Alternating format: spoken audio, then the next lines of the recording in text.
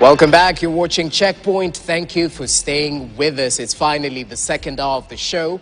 It's time for dialogue in one way or the other right here on the round table. Now get this, as of 9th August 2022, Kenyans made their intent known at the ballot. A year later, we just want to look at some of the promises that were made and the realities on the ground as is. Equally, we're set to evaluate the week's top developments from those remarks by the Inspector General of Police, IG Koome, that act those who are affected in one way or the other, to the bipartisan talks that are set to resume tomorrow morning. Equally, it's set to be a heavy week in terms of devolution, as we'll be celebrating 10 years of devolution. The function set to be held in Uasin Gishu County. So we'll be taking stock of some of the wins and highlights around devolution 10 years later. Allow me to introduce my panelists, starting with Gabriel Mudhuma, not a new face, a name to the show. Karibu sana, it's great to have you with us, governance expert. Asante sana, I hope you had a Jesse. Fantastic week. We had. It's been an amazing week. Yes, looking forward to your input right here. Equally joined by Kevin Osido, from the County Governance Watch, but in his capacity right here as a governance expert. Karibu sana, it's great to have you with us. I see that counter suit, eh? Oh, this one. This is 3 years old. He's copying me. Anyway, the week has been good. Yes. Quite busy, but we are glad that we are now just about to start another week. And I'm sure you'll have a busy week in terms of gains and hits and misses around devolution. Sure, exactly. And we'll get to talk about it. Asante sana for your time. Equally, I'm pleasured to host Dr. Brian Mutie, who's a governance expert and advocate as well. Karibu sana. Hope you had a fantastic week. Absolutely. Can't complain at all. I see you have your constitution ready. Oh, yes. This is my Bible. Always moving with it. Okay. As a lawyer, this is the training that I get. And I can't leave this behind. I have to be guided properly. By the rule of law. By the rule of the law. Yes. So, gentlemen, let's start with matters away from the rule of law. And it's all to do with some of the remarks we saw this week from the Inspector General of Police, where he has been accused of insensitivity after claiming the opposition had corpses to make it appear that police had killed protesters. And following that particular comment, the IG is under fire from the Azimio La Umoja coalition, those who are bereaved, the civil society. Equally, yesterday we saw morticians come out and hold him to account, asking him to mention which morticians specifically allow this hiring of bodies. So let's start with you, Gabriel. Briefly, was this comment reckless, unfortunate, and is an apology sufficient? You see, just I like putting things into context. Yeah, what the IG said. The first thing probably where I would come from if we are to attempt to really answer that question is, where was he coming from? Where was the IG coming from? So number one, we knew, all of us, there was a time where the Maandamano were infiltrated by not so good people.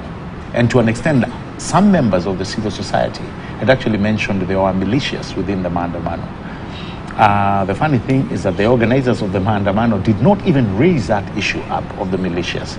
So when you have an environment which we know was quite chaotic, infiltrated by people whose character is highly and very questionable, anything can suffice. So to the remarks of the IG, I hold the opinion, and this is Gabriel's opinion, that he got the information from some level of intelligence. It would be, therefore, a little bit crass if it never came from intelligence. So the position he holds, we need to give it to him and really maybe trust that he got it from intelligence. And that's why I would say he sits in a very good position to elaborate his statements. I do not think we would be in a better position to elaborate what he said, because I believe it's still an ongoing issue. I do not think those statements were just idle. So I can guarantee probably we will hear more of it. Lastly, we have, again, to give it to the police, we know they are guided by law and by constitution to protect lives and property. So on that one, we need to give to them for the hard work that they did. Obviously, as people have said, you will always have bad apples amongst the good apples. Okay. Is it a force or a service that is still growing? Of course. Are they still learning? Of course. Do some of them need retraining? Of course. It will always be an institution that will require to go and re-engineer herself from time to time, okay, just like any other force. Okay, so reforms should definitely continue, but you don't pick any fault in terms of what the IG said. Like I said, yes, I come from the backdrop that he got intelligence somewhere. Okay. But he didn't substantiate it. So we are working. That's why I think yeah, he really is in a very good platform to elaborate what he said. Okay. Well noted, Osido. and we've seen how the political class has taken the remarks by the Inspector General of Police, some questioning whether the service is truly apolitical. What do you make of the remarks? Should he withdraw? And does a backstop with him resigning? Because we definitely had calls of resignation just over the weekend as some of those who were killed during the protest were laid to rest. Yeah. Thank you so much, Jesse. I believe that the Inspector General of Police of the Republic of Kenya is a very well celebrated officer, in the sense that he's been able to rise the ranks. He has done so many good things to be able to validate his experience, his knowledge around whether the service is a service or is a force. And I'm sure that he understands where Kenyans are coming from to be able to name the police service as a service and not a force. In my view, with the background that has been set by Gabriel and what we know about the Mandamanos, and particularly what we know about getting bodies out of our morgue and having them buried, the Inspector General of Police owes Kenyans an apology. And in fact, if it were in other jurisdictions, he would have been called not just to resign, but he would have volunteered himself to resign, because death is a very painful thing. And for us to be able to see bodies, both by the people who are bereaved, by the people who are there, some indeed even through the media, live shootings that took place, whether by the police service officers or by the militia that Gabriel is talking about, or by whoever gangs that were there, those bodies were dead live. Like live dead, because we saw some of those bodies lying there. Some of them we saw on social media, people demonstrating and crying over people whom they started the demonstrations with, and they were shot dead while demonstrating. Okay. So it would be quite unfortunate for us, therefore, to believe the Inspector General of Police on the background of who he is. In fact, he also sits at the National Security Advisory Council. Okay. With all the information that he has. I don't think it would be right for him to say that one political party or an individual from a political party hired bodies for burial or whatever purpose it was. But if that is the case, is he able to substantiate with the evidence in terms of his jurisdictions based on the intelligence that is generated from the National Intelligence Service, bordering on the obvious that also people, because even for families, you will not just go and pick a body and bury. If it is a police case, you must walk into a police station, register an OB, okay, and then authenticate all these issues. So I don't think that the Inspector General of Police has done Kenyans better service in terms of his remarks. I think, in fact, I believe they were quite unfortunate based on who he is in this republic and based on the kind of information and knowledge, information that Kenyans expect and require from him, based on the knowledge of everything that he is aware about in this country. And I would agree with the morticians that if there are any colleagues of the mortician industry or the sector that are hiring bodies, then they also need to be called out. And if it is true that the IG is aware about intel from such kind of institutions or individuals within that institution, let them come out and validate the bodies which they hire, rather which they hired out. And if possible, I think the IG needs to do as much more better by also proving by evidence that yes, just it would not be right for us to imagine that the bodies that we saw either being buried or being carried into morgues were hired. So I think that it was an unfortunate statement. The IG owes us not just an apology, but most likely a resignation. So Wakili, as you come in, Yes. we know well what Chapter 6 of the Constitution envisions in terms of state officers being guided in their day-to-day conduct, sticking to principles of integrity and leadership. So as you answer perhaps your response to what the IG said, what do we need to ensure, what is embodied in Chapter 6?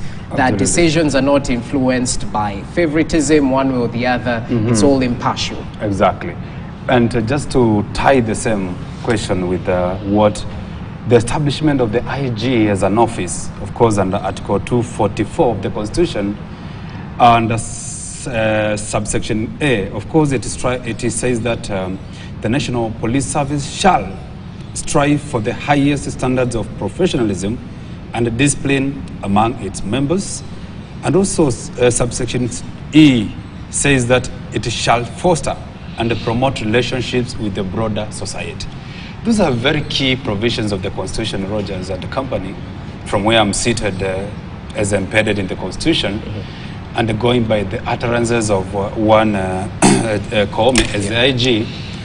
Well, it raises a lot of questions in terms of what really necessitated him to use such kind of words within a already heated sort of political environment.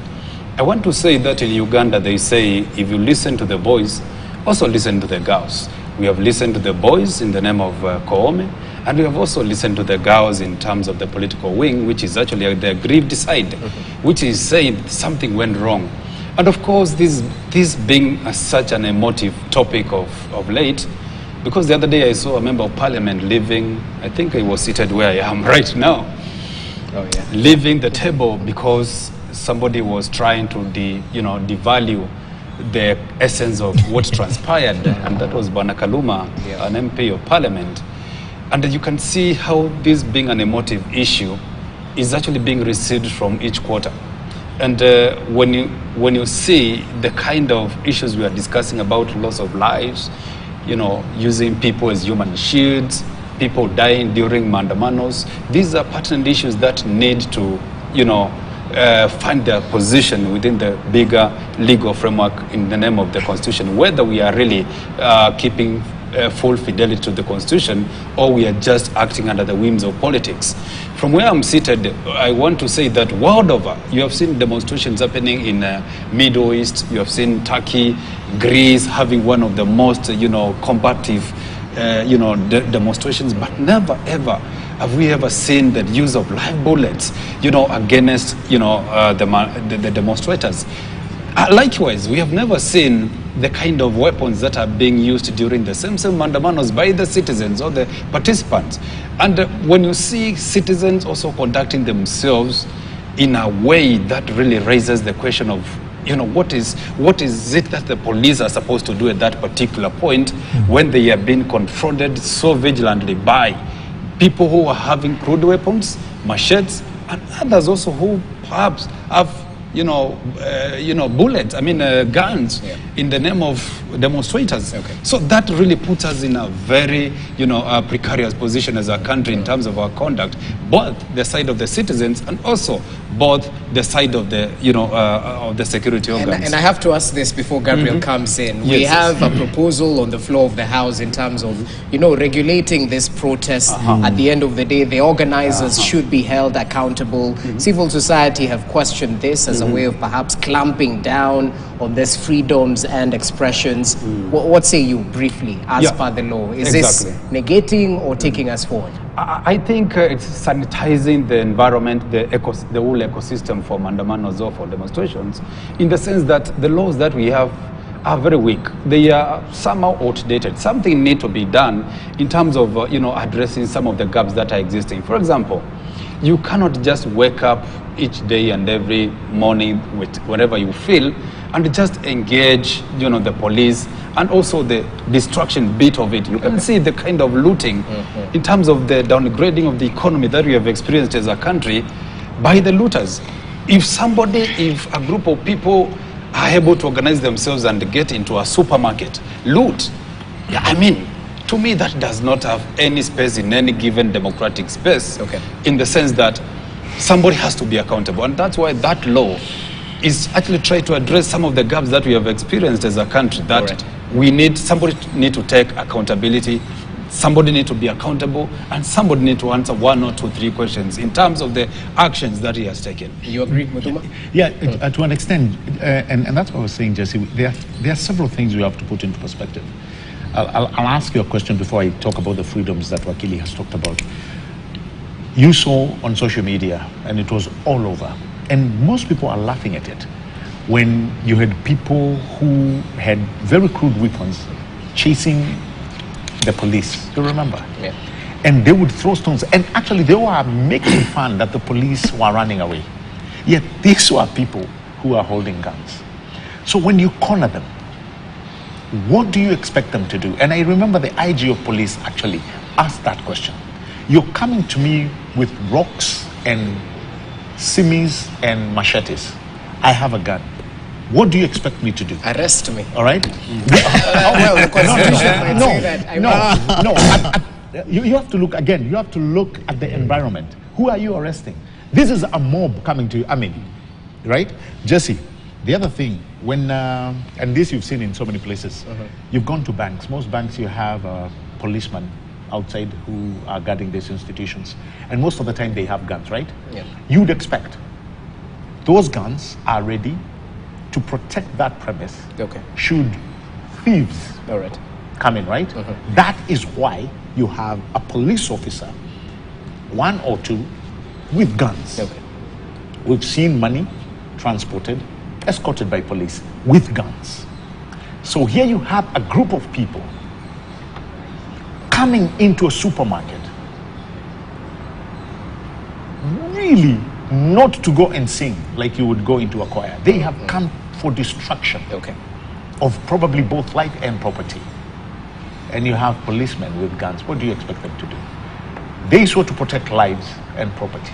So that's why I'm telling you, this thing, you have to look at it in the entire context of where it belongs. Finally, we've talked about freedoms. I think we got something wrong in this whole scenario of freedoms. I told somebody, I don't believe there's something as absolute freedom. Just we have the freedom of expression, but there are liabilities. Ask Wakili will tell you. Responsibilities, You have freedom of movement. It's covered. You can go wherever you want. But guess what? There are laws that talk about trespass. Why? It gives you an area of restriction. Hence why I think we have misunderstood certain elements and articles of our Constitution. When we talk about demonstrations, it does not give people absolute freedom to do as they wish. And so I think as we move along, these are some of the things that we need to understand. These are things that we need to talk about continuously for people to understand, yes, we may have a democratic country, we may be allowed to do this and this, we may say, we want this kind of freedoms, that we want to express ourselves. But in the back of our minds, we must all know there's nothing as absolute freedom. Jesse, it will be difficult for us to legislate mandamanos. In fact, I'm actually looking forward to seeing how far that bill goes, because whatever it is that we are talking about, including the issue of rights, responsibilities, freedoms, and accountability, is based in our Constitution. Of course, there could be certain gaps, because the Constitution requires laws to give it fit to work. But when we look at what we already have, insofar as mandamano is concerned, all the aspects of whatever we would wish to legislate is covered. If you look at, for instance, the commonly referred to Article 37, what does it say? Right to demonstrate unarmed. Whoever is armed and you are seeing the person is armed, arrest the person. Then put to effect Article 49, rights of an arrested person. The National Police Service Act gives the authority to the police officer to arrest. I would rather you arrest me first, then I go and ask you, why are you arresting me? Number two, we have seen supermarkets, and Gabriel has talked about it. Some of these things, we see them on cameras, CCTV cameras. Yeah. Where are the pictures of the people in those cameras having been arrested? The ball still goes back to the police service. Okay. Because if you have seen people walking into a supermarket and they've been recorded on CCTV cameras, let's scan them. And Kenya has the right equipment. The infrastructure for security is so heavy. It's almost better than maybe other countries. All right. Why don't we scan, including going all the way to looking for these people where they are going to hide, and arrest them and ask them, the mandamano is your right, but the responsibility of why you're walking into somebody's supermarket and taking away things is the reason why we are arresting you. Then you evoke the articles, including the penal code and all those things. And Wakili is here because as you go to parliament to do laws, somebody will go to judiciary, to petition those laws. Okay. So are we making progress or are we moving backwards? And so I think that for me, we need to probably look at the entire framework of our security sector reforms and maybe ask ourselves, do we have spaces for rubber bullets? In other countries, police shoot, including in France, but they don't use live bullets, even including when the life of a police officer is at risk. True. Okay? Yeah. Because this is a mob of people. So when you're attacked by mob as a police officer, what are you carrying? Is it a live bullet?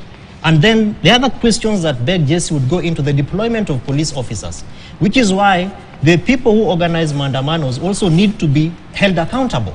When you are told, for example, that you go and sit with your OCS or your OCPD and you agree on a plan, when are you starting, when are you going, there is a reason why you are expected to do that. Okay. And for those of us who have sat with police officers to organize mandamanos, it's purely not for you to feel boxed in some corner. Right. It's just for them also to feel that they are being given the leeway to do their deployment so that they know you expect over 1 million people in your mandamano. We can't send you 12 police officers. No. We need to give you the adequate number that will be able to match whatever kind of capacity, even the routes that you're going to use. And that also means that you're not also infringing on other people's rights, because there are people who don't want to join in your mandamano. They want to get into matatus to go to where they are going to. They want to go to hospitals and basically ensure that their lives are going on. Okay. So I think it would be difficult to legislate how we do mandamano, but we need to get back and ask ourselves, how do we ensure that we exercise our rights and also hold hold people accountable, and also ensure that people have responsibilities while they are demonstrating and also while they are planning mandamanos. It's an intricate balance. Sure. Anyway, Wakili, it is. I heard Osido saying that it doesn't really necessarily require that we have some sort of changes in terms of amendments of the Public Order and Security Act. I just said it would be difficult to legislate mandamanos. Okay, now I get it, and I do agree with you. Sure. Absolutely.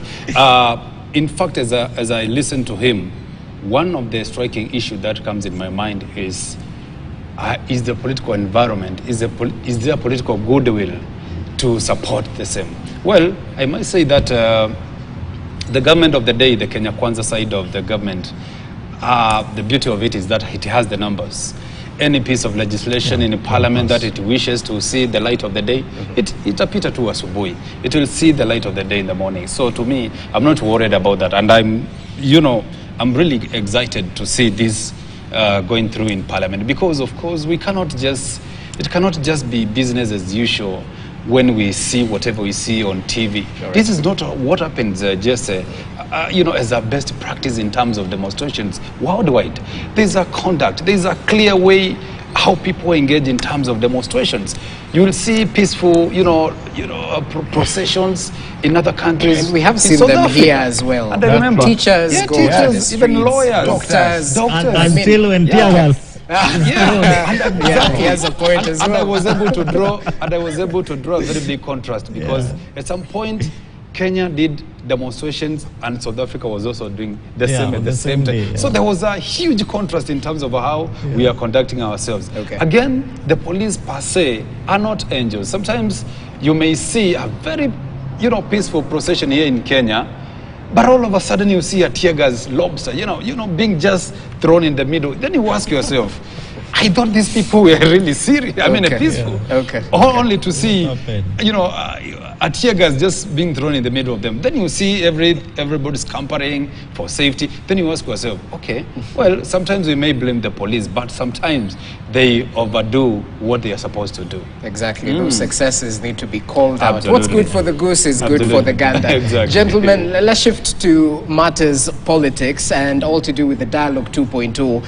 Muduma, we expect the talks to resume tomorrow. The 10-a-side team has been named. The technical team from both sides that is meant to harmonize agenda of the Dialogue Committee has equally been named. The issues are divided, at least apart from the reconstitution of the IEBC. And that divergent perhaps prompted the formation of this 8-member committee that will look into those issues that will be delved into. Let me get your take on the core issues that you think will see the light of day in this 30-month period or 30-day period. What exactly will reach the finish line? It may be too early to preempt, but I mean, off the deck, I think I can tell you things to do with the cost of living that is already being attended to. There are things that have been done. So we can't talk about the cost of living from your view? No, we can talk about it, Okay. but there's something already that has preceded it. All right. When you talk about the cost of living, you cannot forget about the fertilizer, which has gone all the way from 7,000 to 2,700 and still continuing to go down. When we talk about some of the strategic moves that have been done by the president to at least alleviate the cost of living, I mean, that one we can see already. There is something in the pipes, and I think it is working. The push to really cement the office of the official opposition, I think that is a debate that I think everybody is welcoming. And I really want to see what will come out of it. When you look at also cementing the office of the Prime Cabinet Secretary, that is something else which I think will be geared towards a good debate. Formation of IEBC, I think we'll be really trying to try and ask this committee to really push people to work outside the Constitution. And the reason why I'm saying this, again, these are my views, is there is a way. Jesse, me and you know it. Wakili here knows it very well. They know it very well, how to go about it in selecting a team and really putting commissioners into IEBC, including the chair. You already have, indeed, a select committee that has been in office. And actually, they've been taking really a salary.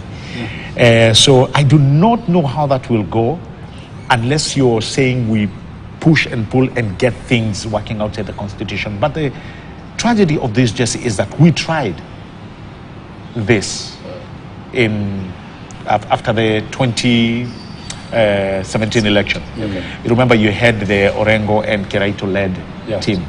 And actually it started like this. We did not want to hold these meetings within the parliamentary precinct. We went all the way to Windsor, I think. That's where the meetings were held. They came back with solutions. Guess what? It did not work. Same mentality. Had us remove the Hassan-led commission. Did it work? No. So I think we cannot keep repeating the same thing over and over again and expecting, that's why somebody said, that's insanity. But tell me this, can the issues be comprehensively resolved through the bipartisan talks? Because we've had some members of the political class mention this might be a waste of time. There are things that can actually be addressed. Okay. And I believe they will be addressed. But something, again, has to precede the excitement of just sitting down. There is the issue of honesty. What can be done within this environment. And that which cannot be done, I think it will be sent back to the House. And I think we also need to be alive to the sophisticates of democracy, Jesse. Not everything that we feel is not working should leave the precincts of Parliament. There's a reason why we have that House. There's a reason why we have the Senate. Much of these things that we are talking about should find discussion or should find placement in those houses. So I think it's good that we are starting to have these discussions. I think it is the best, has always been the best fora to address some of these things away from now the streets and the hooliganism and the riots and what has become. So this is a good place to be having these discussions. So we just have to give them time, and more so something we call the spirit or the spirit of goodwill. That must suffice. Well, so Osido, do you think this gentleman went to the table with clenched fists? And in terms of the proposals to change the structure of governance, speak to us about it and your thoughts around it. And equally, the office of the opposition, once it's entrenched, will it truly cure the winner-take-it-all mantra that we have an issue with? Jesse, the beauty about this dialogue is that when good men and women sit down to agree, rather to have conversations over issues that are considered difficult and hard, possibilities of agreement are high. And so I think that what we'd be looking at is what I would call a BATNA, a best alternative to a negotiated agreement, which is why we are seeing all these big heads, big in terms of portfolios, coming into the country, including guests and visitors from the US and Nigeria and all the other places. Why is this happening? It's because this country is considered bigger than any individual. The reason why an American senator would come into this country more than enough times in a span of very few days, there must be something that really interests them more than what I think interests the political class of Kenya. And so whether we change the governance structure or we don't, I think for me the biggest issue is trust. Because if you ask me, will the leader of official opposition cure the issues? The answer is no. In my view, it will not. Because what we are seeking to do is to assume that Mheshimiwa Raila Amolo Odinga wants a seat called the leader of official opposition. And I'll tell you that the answer is no. He does not want the seat. And even if he wanted, the kind of structure that we have in our constitution today does not permit that kind of an issue. In fact, let's be again ready for petitions. People are going to petition the process. You do it in the legislature, people will rush to the judiciary to petition it because of so many other reasons. And all these reasons are in our constitution. So they can sit, they can do bombers, they can go to Kilaguni, they can go to Missouri Beach in my home area in Rarieda. If we do not consider trust, that if somebody goes to an election and he or she is defeated, do you trust the process? Because the issue here, Jesse, is that people don't trust that the IEBC, well, Azimio and their followers, don't trust that IEBC carried a free, fair, accountable election. You cannot cure that by creating a position for an individual or for people. Whether we have made headways or not, and I disagree with Gabriel on this, I think 2013 we made very good progress. Insofar as the petition, the Supreme Court petition, many prayers that were made to be able to reform and transform the IEBC, which led us to 2017, where we also had very good progress, including just the fact that we have 9 security features in our ballot paper as opposed to just 1 in our currency note, which is this thing we call the watermark. All these are progress which I believe that are taking place based on people sitting down and saying, we feel we don't trust the process because this is not being done right. Whether that again will cure the process, Jesse, in my view, is a wait and see scenario. But looking at the manner in which the dialogue is taking place right now, I don't think that we should hope for anything more. The beauty of this hope that we are talking about is the calm and the peace that Kenya is now enjoying. That we do not have mandamanos and that the politicians are speaking. And we are looking forward to seeing when the discussions start tomorrow, are they going to maintain the tempo insofar as the manner in which they've been able to agree on the issues? Because initially, remember, even the talks collapsed People couldn't even agree on agenda issues. And so we are looking forward to seeing how those also respond not to the selfish interests of the political class, but to the urgent needs that Kenyans are looking for. Okay. Cost of living being one of those key issues.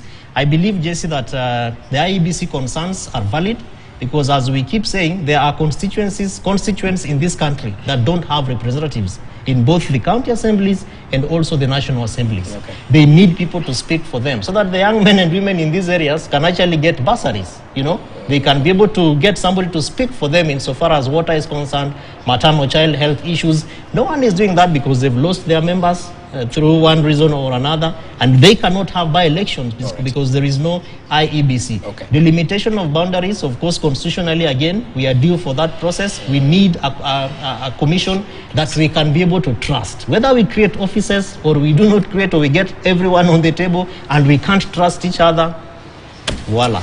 Well, trust is definitely a contentious issue in this country. And you mentioned about numerous security features, yet we are asking for an audit of the election. It's interesting. So talk to us, Wakili, in terms of what proposals might necessitate a referendum. Because earlier on, while talking to Osido, he envisioned that we might end up at a similar situation with the BBI in terms of a referendum. What proposals will necessitate a referendum? I think, to me, the mention of BBI elicits a lot of excitement in me as a scholar and also as a follower of the politics of the day.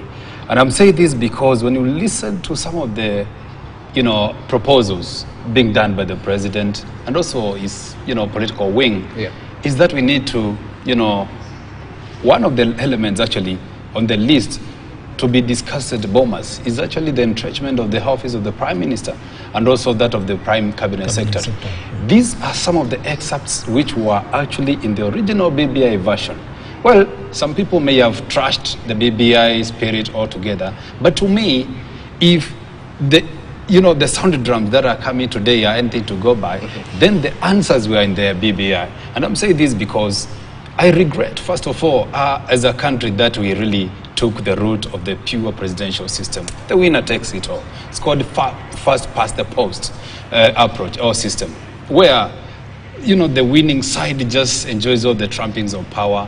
And somebody who had half of the country in terms of votes, like the last elections, like in the name of Baba, is left to, just political oblivion, dustbin, as they say, political pavilion. So to me, I think the proposal by the president himself to entrench this office as an office officially, I think to me is the right call, because this is also a proposal from the BNB. And I'm saying this because when you look at the beauty of the former parliamentary system, you may find that at least there was some order.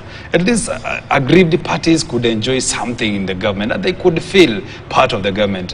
One of the elements also being proposed by the Azimio side is inclusivity. And I will tell you that inclusivity and the cost of living are the only elements which are people-centered.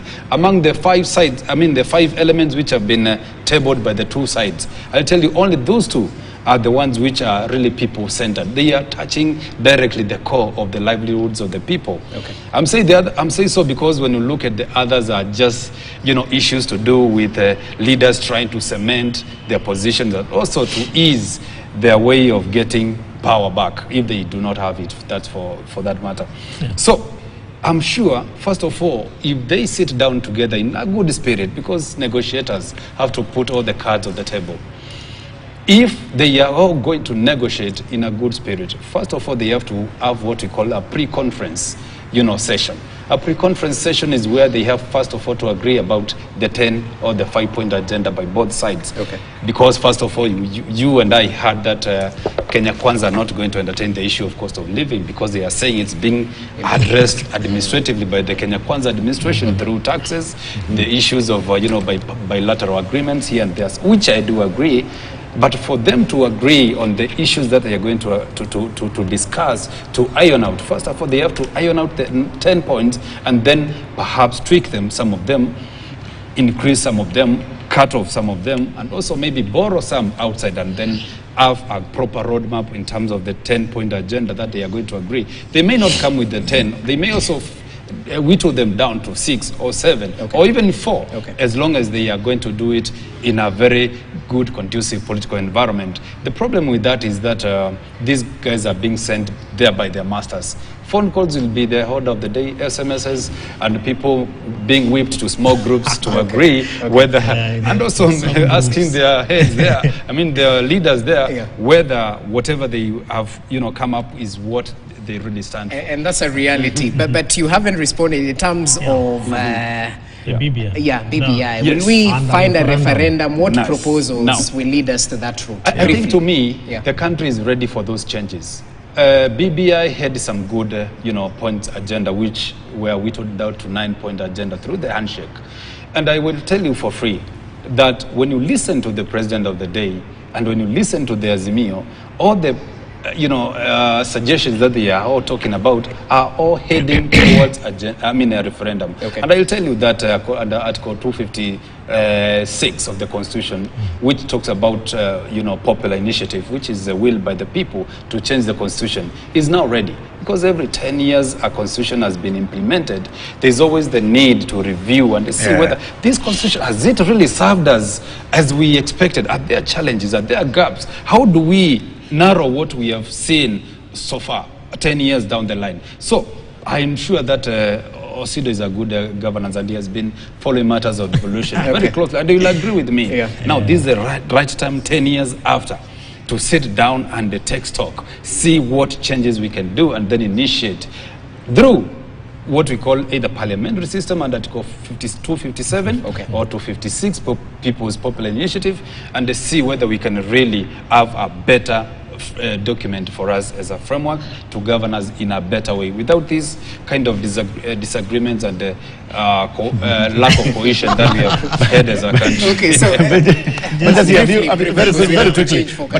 have you noticed already? Somebody came from the Azimio side and they were saying, no, if these things are not put in place, then expect us to go back to the streets within a month. I think honestly that is a little bit backwards.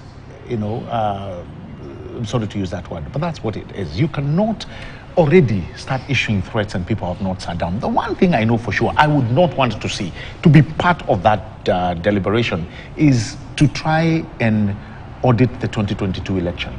That is done and dusted. And if this is the kind of system, democracy, that we accepted, then we must accept all the trappings that it comes with.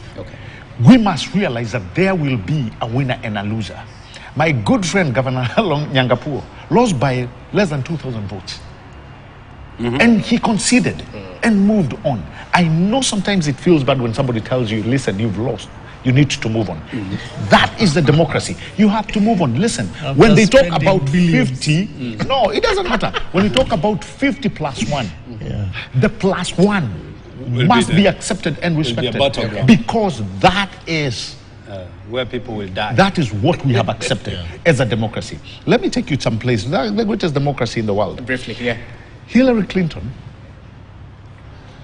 lost to Donald Trump on the college vote, having won the popular vote by nearly 3 million. But that is the democracy. That is what they have accepted. Here we've accepted that a winner is the one who passes the 50 plus 1 mark. It doesn't matter whether it's by 10 votes or not. Listen, the 2022 election satisfied all the merits that are required by our constitution. It would therefore be, again, we will be throwing tax shillings if we are going to bomb us to try and retry the 2022 election.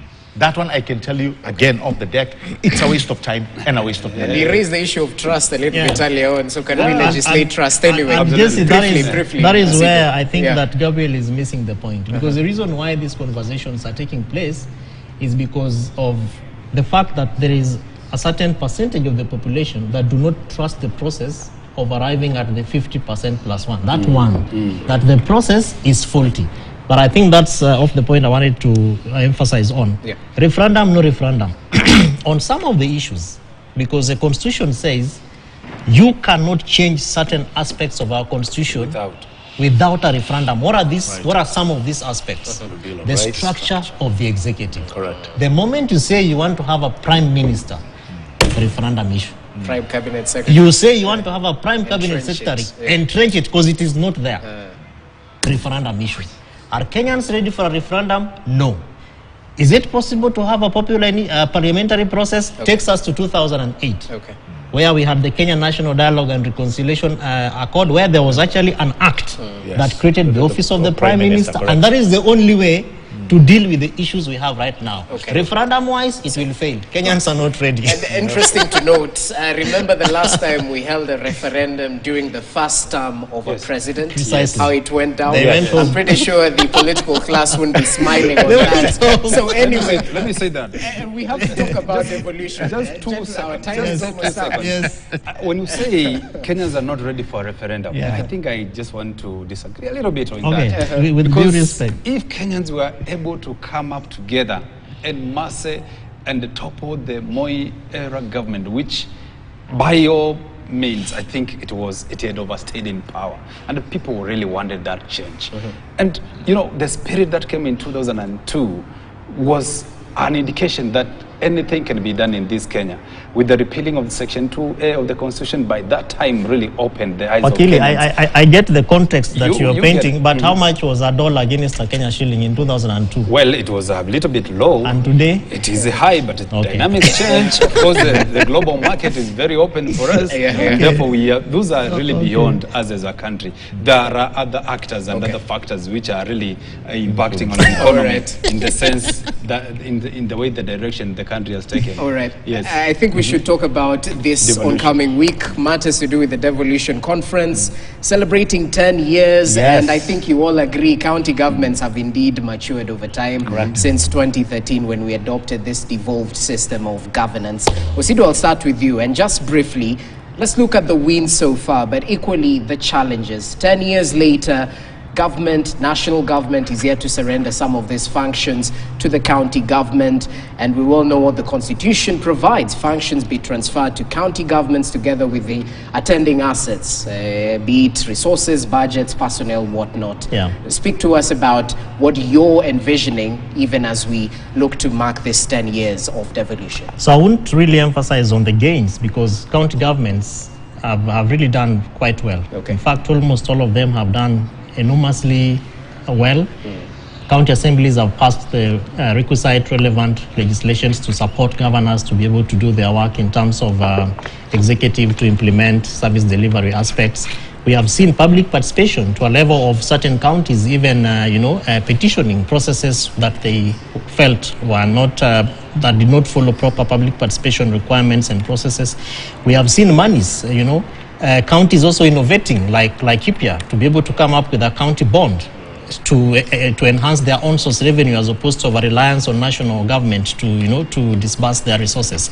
But I think, of course, not to go into the details of the services. For example, health, I think they've done very well. Infrastructure for levels of roads that are for county governments, and even agriculture. And water, among others, including human resource, where we have seen people being, hired, fired, where is necessary or relevant.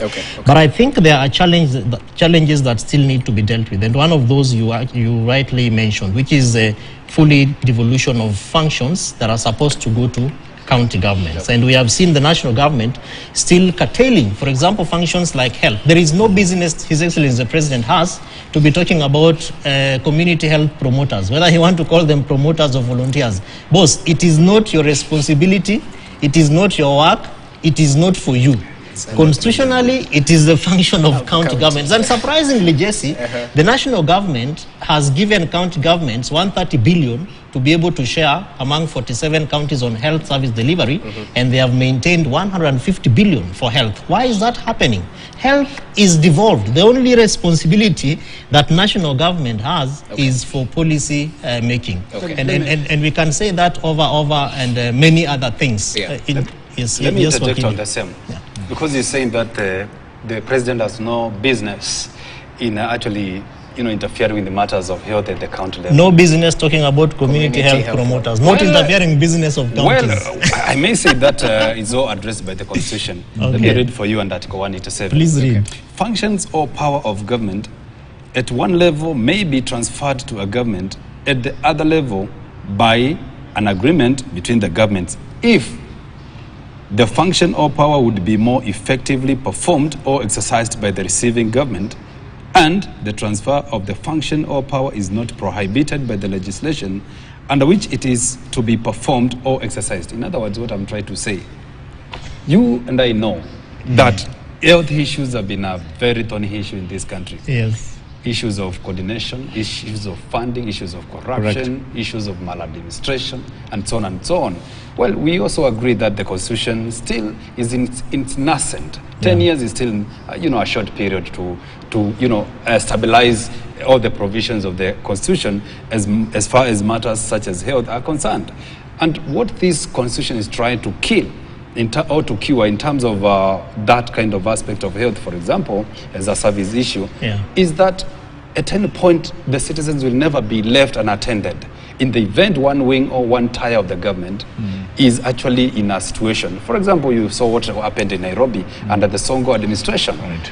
Do you want to say that the national government did not have a role to protect its citizens by ensuring that their continuity? There's also, citizens are also receiving what Wakili has done. What Wakili has done is to read the article without moving to the schedule that gives the function to county government. Because we need to finalize. I agree. No, I think the Devolution conference, I think, first of all, it's an amazing thing. And I've always said, I continue praying that there is more collaboration between the national government and the county governments. The other thing that I've always said, because people said, sometimes we feel, and this is when you talk to people, and I know you've also heard about this, we feel as if corruption was also devolved. Sure. And I was telling people, I have never, all of us as citizens, as taxpayers, we really must chastise anybody misusing our funds, whether it's at the national government or at the county government. But we welcome the accountability aspect. We want good policies in our counties, but also we need to start pushing these counties to have some strategic element towards on-source revenue. I'm one of the firm believers that if counties are not going to find ways into sustainability, we will not have devolution. Absolutely. I've always believed that, because let's face it, you cannot say you have a county and every year you're looking up to the national government. There's nothing else. You have no strategic plan, and probably I think that's why you should push such people into becoming governors. Amen.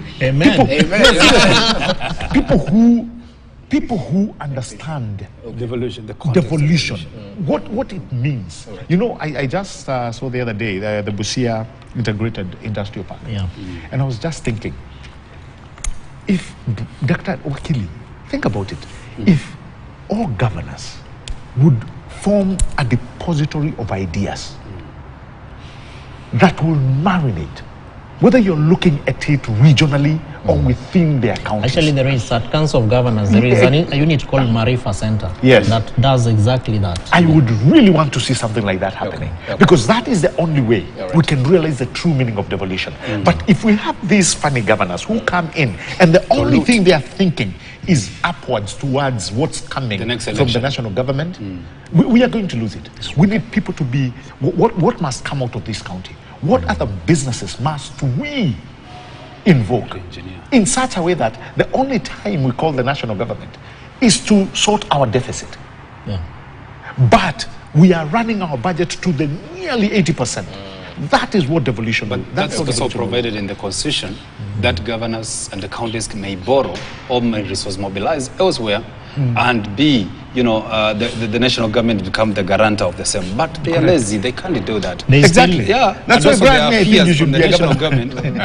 Actually, it's not that Wakili is not that they are lazy. There is no policy, there is no law. Correct. And it's one of the discussions that we'll be having in Wasingation. And again, there is also the risk of the national government also guaranteeing county governments, because there is no financial prudence, there is no discipline, fiscal discipline to ensure that the resources that have been mobilized you know, are doing the right thing, are used it properly. So that's a problem we have as a country. Well, definitely a big conversation set to happen this week in Uasin Gishu County. You can trust us as KTN News to keep you abreast with the developments happening as we celebrate those 10 years of devolution. Something we didn't get to talk about, financial autonomy, because we've had, you know, the county assemblies really cry foul in terms of needing the executive to ratify one thing or the other. And equally, it's been 1 year since election. But that is how it has to be, because you deal with you look at checks and balances. Correct. The county assembly oversights over executive. You cannot now be given your money and you're told this is who will oversight over the oversight.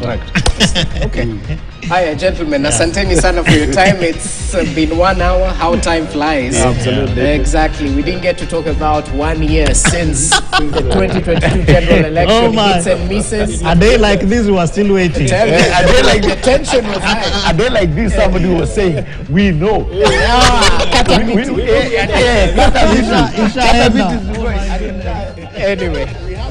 Anyway, gentlemen, asanteni.